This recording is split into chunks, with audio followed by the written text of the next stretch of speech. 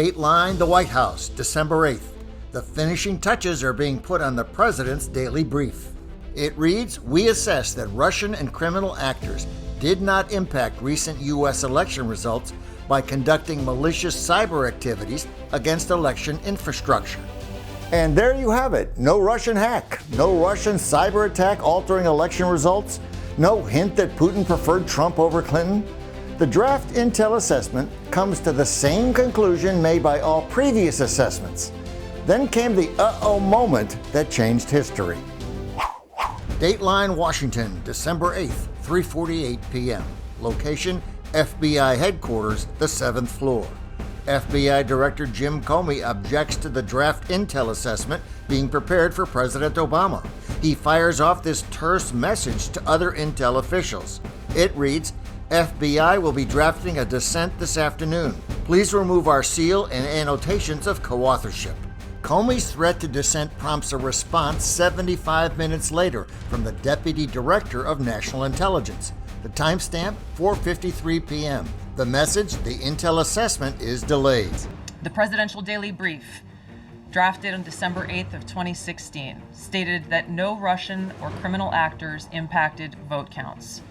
This document was pulled just hours before it was to be published due to quote-unquote new guidance. What's Comey's objection? He wants the Steele dossier added to the intel update. But senior CIA officers have said no, and with good reason. The dossier was second and third-hand information from unknown sources. In other words, junk intel. The dossier was written by former British spy Christopher Steele. It accused the Trump campaign of colluding with the Russians to win the election.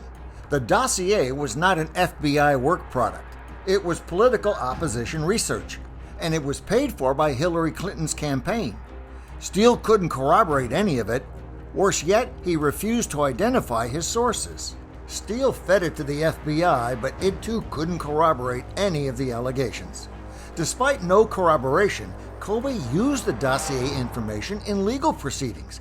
It was a case before the Foreign Intelligence Surveillance Court.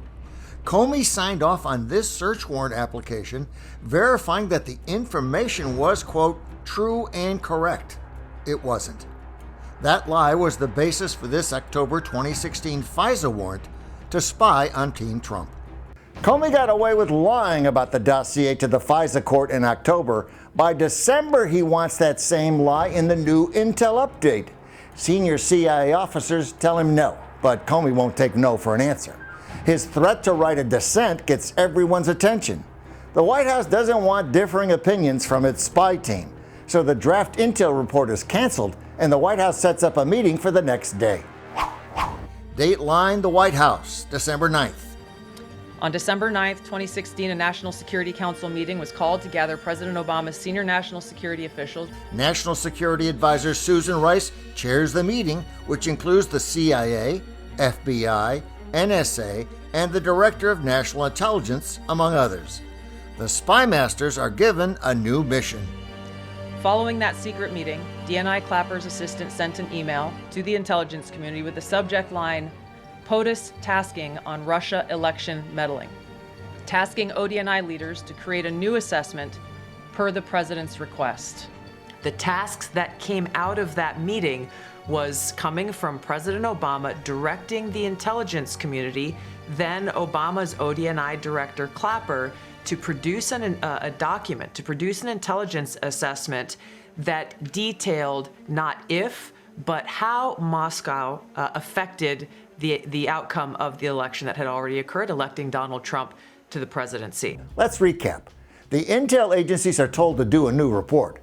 The order is given at a White House meeting that begins at 11:30 a.m. on December 9th. The work is supposed to take a few weeks, but later that same day, the CIA starts the Russian blame game. Here's all we know.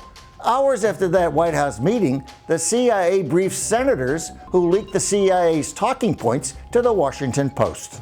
The headline, Secret CIA Assessment Says Russia Was Trying to Help Trump Win the White House. The Post wrote, agency briefers told the senators it was now quite clear that electing Trump was Russia's goal.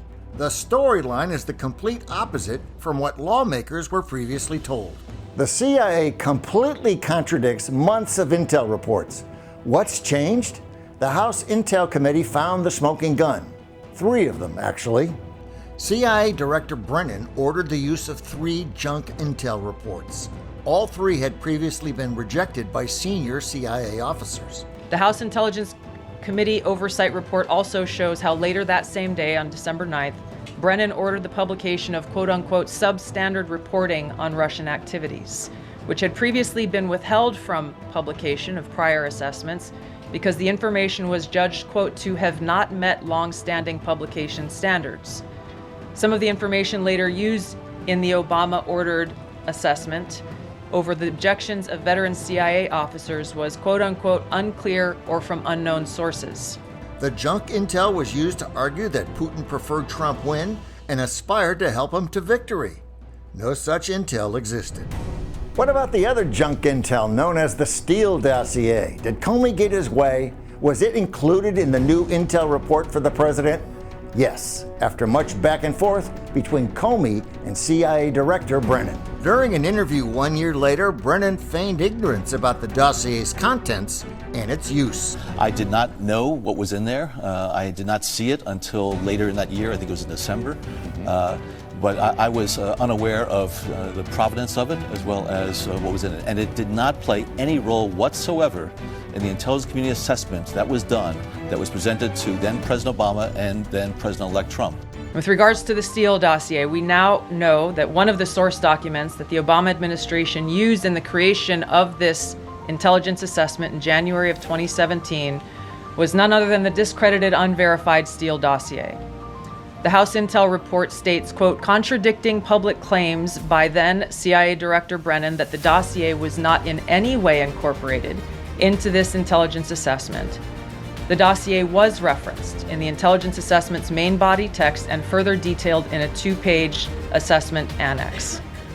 John Brennan lied, and he denied using this dossier in this intelligence assessment that President Obama ordered because he knew it was discredited.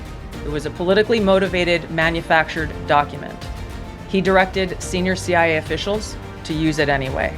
Brennan also forced the use of 3 junk CIA intel reports. All 3 had been previously rejected by senior CIA officers, and with good reason. You'll see why in our next report, which focuses on the junk intel that sabotaged the presidency. I'm John Spiropoulos. Thanks for watching.